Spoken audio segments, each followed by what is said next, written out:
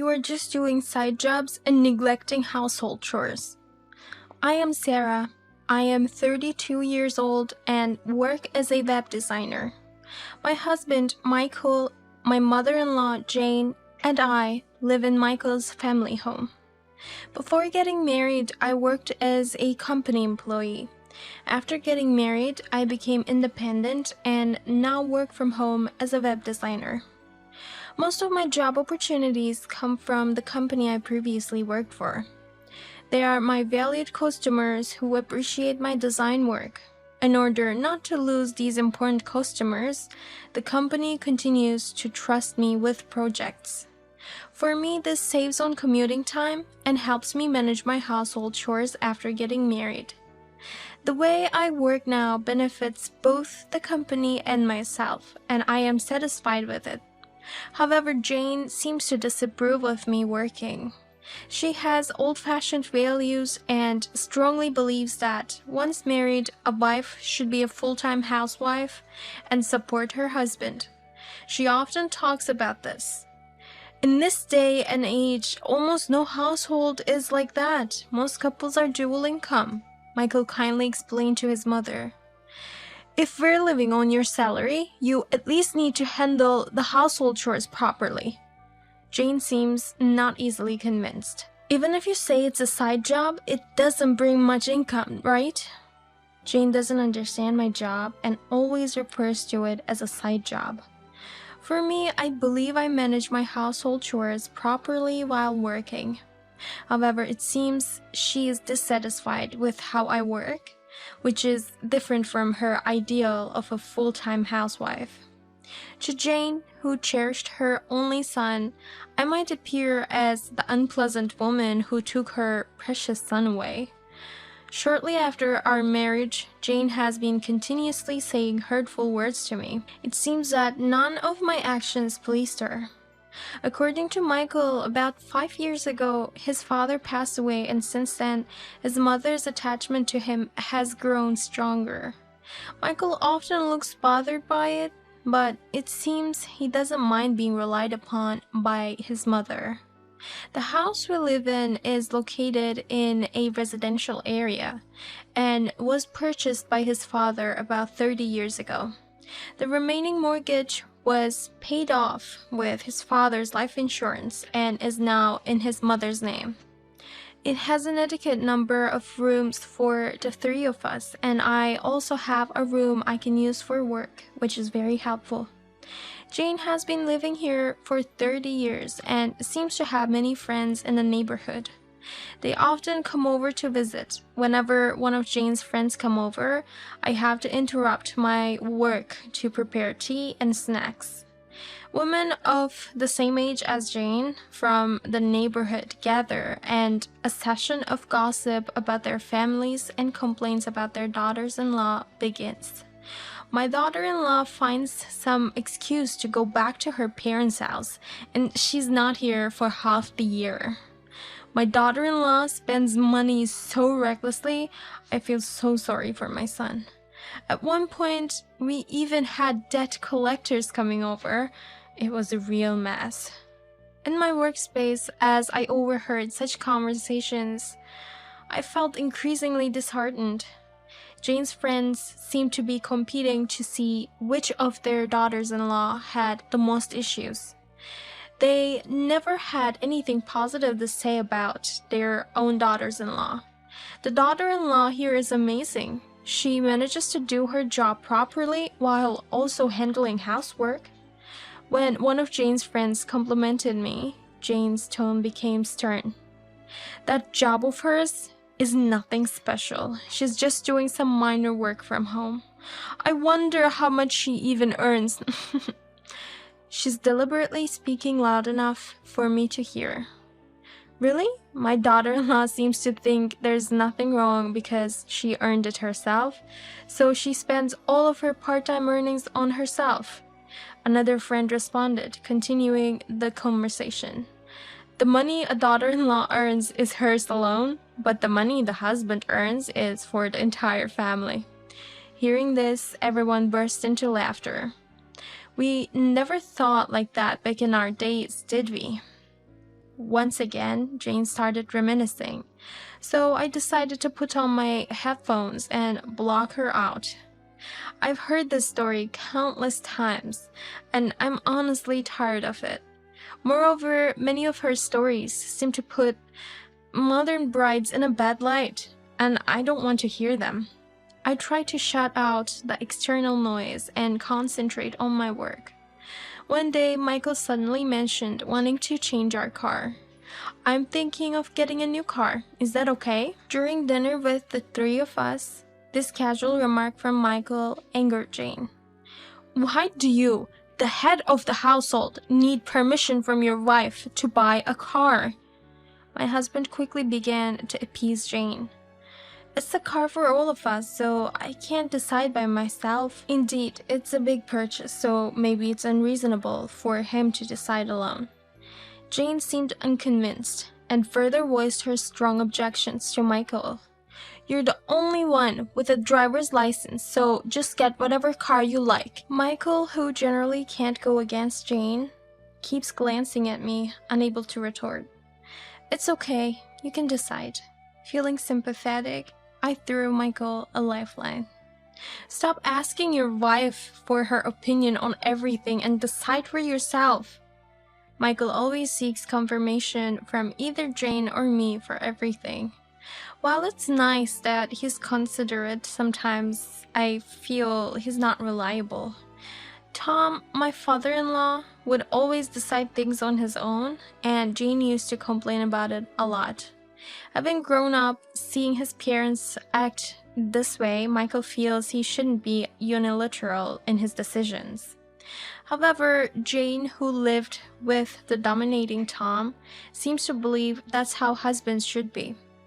Jane's discontent towards Michael, who consults me on everything, ends up being directed at me.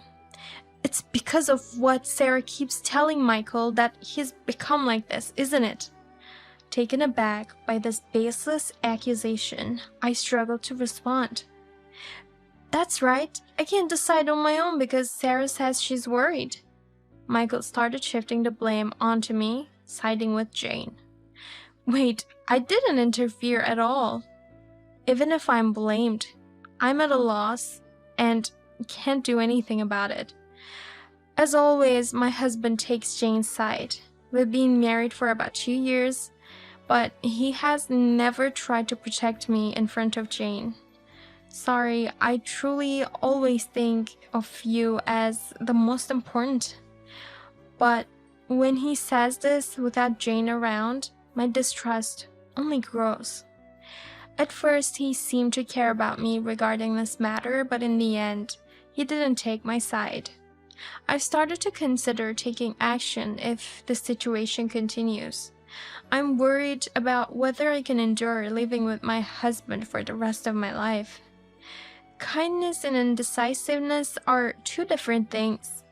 I wished he would voice his opinion clearly to Jane. About a month later, my husband's new car was delivered to our house. The smell of a new car is always refreshing. Let's go somewhere far on our next day off. Jane also speaks with a smile to my cheerful-looking husband. You bought a nice car. Was it expensive? But with your salary, you can easily afford this, right? In response to that question, my husband didn't reply and continued to happily touch every corner of the car. Upon seeing the luxurious new car, I was taken aback. Though I told him to get the car he wanted, there's a limit to my patience. As soon as my elated husband entered the house, I confronted him. How much did that car cost? My husband, without paying much attention to me, innocently remarked, Around $40,000? Seeing the surprised look on my face, my husband continues speaking, looking puzzled as to why I'm so shocked. You said I could buy any car I liked, right? Jane quickly comes to my husband's defense. Exactly, you left the decision to Michael, so no complaints now. Indeed, when we discussed it, I left everything up to my husband, but it's problematic if he doesn't consider our households financial situation. Where are you planning to get the money? I interrupted Jane's story and asked my husband. Well, I'll take out a loan. On behalf of my husband, who was at a loss for words, Jane let out a scream-like shout. Sarah, you're not the one paying, so you shouldn't complain. Jane seemed angry, either because I had interrupted her or because of the harsh words I'd said to my husband. She looked at me with a menacing expression. You're eating because of Michael's income, and all you do is complain. What an ungrateful wife. Jane was speaking more aggressively than usual. I work too. In response to my protest, Jane defiantly retorts, What are you talking about? Your part-time job hardly earns anything. Michael brings home $3,000 a month. Jane looks down on me as if to say I couldn't possibly earn that much. I was about to say that's the amount I earn. I tried to interject. Suddenly, I realized it. Michael had disappeared and fled to his room. I've thought this for a while now, but I can't stand it any longer. We don't need a wife like you. Pack your things and leave. Jane finally voiced out her thoughts. It was me who was enduring all along. I never intended to discuss how much I earn, especially not under these circumstances, and I lost the will to argue back. I felt anger rising at Jane's words, and I was also fed up with my husband's attitude. Originally, wasn't the root cause of this argument between me and Jane by Michael. Again, his indecisive nature, a clear flaw, was showing. I understand. I'll leave as you said. With that, I went to my room, grabbed only the essential items like my work computer, and left the house. I'll come back later to collect the rest of my things, I told Jane, who was glaring at me with a fearsome expression.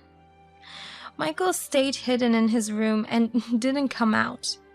The next time you come here, you better bring divorce papers. Unable to contain her anger, Jane shouted at me. Do you hear me? You are a failure as a wife. I was shocked. I had never seen Jane use such harsh words before. If I had let Jane's words get to me, I felt like I might lose my sanity. So I left their home without saying a word. Was it because they didn't like that I did as I was told and left? Or was it because they couldn't forgive me for daring to discuss money matters with my husband?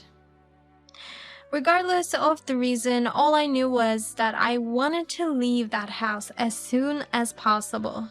After leaving my husband's family home, I had nowhere else to go, so I decided to return to my parents' house for the time being.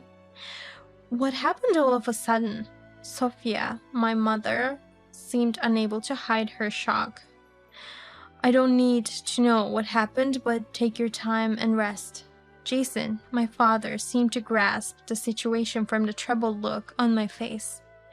After that, I received no communication from my husband. The loving husband I had known before we were married was nowhere to be found now. I regretted not seeing my husband's true character, who would only act as Jane instructed. Talking with my parents about my husband and Jane helped ease my mind. You don't have any children, so I think it's better to get a divorce sooner rather than later, Sophia advised me, and I felt the same. I have a supportive work environment, so I won't face any difficulties in my day-to-day life. Over the weekend, with my father's help, I moved all my belongings from Jane's house. My husband was nowhere to be seen, and Jane didn't even attempt to come out of her room. I stood in front of my husband's room and spoke to him. Thank you for everything up to now. Can you fill out the divorce papers? I slipped the divorce papers through a gap in the door into my husband's room. I filled out the divorce papers. Is this okay now? With a disgruntled tone in his voice, the divorce papers were returned through the gap under the door. Realizing that our marriage had ended in such a manner, a wave of sadness washed over me. I didn't want to speak to Jane, so I left her house immediately. I didn't want to remember the house where I had lived for roughly 2 years. I headed straight to the city hall, filled with the desire to submit the divorce papers and clear my mind. I wanted to end things quickly if it could be done with just a piece of paper.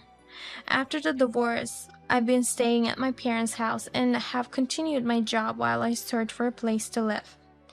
As I was considering moving out on my own, Sophia approached me. "You can stay here for a while. I can help you out more than if you were living alone." Jason wasn't keen on me living alone either. "Michael and Jane are unconventional people. They might come to your house," he warned. Although I thought that was unlikely, being with my parents was very comforting. In fact, I could work from anywhere, so I decided to stay at my parents' house for a while. 2 months passed, and just when I had almost forgotten about my ex-husband, I received a call from an unknown number. Who could that be? Probably a wrong number, I thought, choosing not to answer. However, the calls kept coming. Reluctantly, I answered, and to my surprise, it was Michael's voice. "Why didn't you answer my call sooner?" He sounded extremely agitated. "I didn't recognize the number, and I didn't want to answer. We have nothing to do with each other now, so please don't call me," I retorted.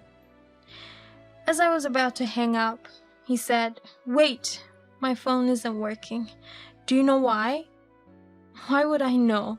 Contact your service provider," I suggested. But then something occurred to me. "By the way, have you not deposited money into the bank account?" During our marriage, I used to deposit my earnings into an account for paying utilities. Michael's salary was also transferred there, but it was a meager amount and never sufficient. Michael worked as a salesman for health products, but his salary was mainly commission-based, and his base pay was quite low. While those with good sales records and numerous contacts could earn a substantial salary, Michael's performance was subpar. He mostly received just his base pay, which meant he only contributed a few $100s to the account. I had always been the one to deposit money into the payment account, especially towards the end of the month, but for the last 3 months, it had been solely Michael's salary. I left our marital home in the middle of the month, right around when payments for that expensive car he had likely started. From his silence on the phone, I could tell Michael was realizing the gravity of the situation. "We've been managing the household with my income until now. You'll have to figure it out on your own from here," I said. I wanted to say good luck with that, sarcastically, but I bit back the words and ended the call instead. I suspected Michael never told Jane about his actual earnings. It seemed Jane had no idea that ever since we got married, we had been living mostly off my salary. Michael was probably too ashamed to admit he earned less than his wife. I've heard that essential utilities like electricity and water can't be immediately cut off. The first thing that can be disconnected, I learned, is the mobile phone. Several days later, on a morning off, the intercom of our home rang insistently. When my father went out to see who it was, there were raised voices at the entrance. "We no longer have any business with you. Please leave." I was shocked to hear my gentle father raise his voice. Wondering what was happening, my mother and I hurried to the entrance. "I need to speak to Sarah. She's here, isn't she?" I was taken aback by Jane's voice and felt my face tense up. Just as Jason had predicted, she had come to our family home. When Jane saw me, her eyes bulged with anger. "Because you didn't deposit money into the account, both our electricity and water have been cut off." My parents and I were too stunned to respond. How could the electricity and water be cut off? Michael, trying to defuse the situation, intervened. "Mom, stop. This has nothing to do with Sarah." Jane continued to rage, dodging Michael's attempts to calm her. Michael's supposed to earn $3,000 a month. Why have our utilities been shut off? It's actually me who earns $3,000 a month. I clearly corrected Jane's misconception. Jane looked shocked and turned her gaze to her son. Yes, it's true, all this time it was Sarah who was earning that, not me, Michael confessed, with a downtrodden look. Wait, how can you earn so much from part-time work? Jane, looking as if she'd been deceived, stared at me. I've always said it's not a part-time job, it's a legitimate work-from-home position. Jane's face went pale. How much do you really earn, Michael? Jane, with a blank expression, asked Michael in a faint voice. If I get $300, I consider myself lucky. Michael spoke in a voice so faint it seemed he might disappear. After occasional silences, Jane said something unbelievable. Sarah, can't you come back? When I told you to leave, I was just lying. Jane's tone had changed so much that it was almost unrecognizable, from stern to pleading. What are you talking about? We're already divorced and I don't want to have anything to do with you in the future. Even after my clear response, Jane continued to make brazen requests. Why don't you remarry, Michael? If you start over, everything will go back to the way it was. As I was too taken aback to reply, Jason intervened angrily. We have no ties with you anymore. If you don't leave now, I'll call the police. Intimidated by Jason's authoritative voice, both Michael and Jane hurriedly left. If you come back, I'll report you to the police immediately, Jason sternly warned the retreating mother and son. I wonder how such people can be so ignorant. Sophia sighed, but Jason's anger seemed even more unyielding. It's a good thing we cut ties with people like that early on. Sometime after that incident, I heard about Michael and Jane's current situation from one of Michael's friends. Apparently, Michael sold his family home and land and began living in an apartment with Jane. By selling the home and land, he was able to repay his debts. However, instead of working hard with the money left over, Michael squandered it all on gambling. After using up all the money from selling the house, his whereabouts became unknown. Jane, left on her own, developed dementia and was placed in a facility. As for me, things at work are going well, and I'm thoroughly enjoying living alone. Recently, I started dating a man I met at work. He understands that I have a history of divorce and is a sincere person in both his personal and professional life. Is not the type to misuse his partner's money and make extravagant purchases like Michael. We haven't discussed marriage yet, but we both feel that we can walk through life together.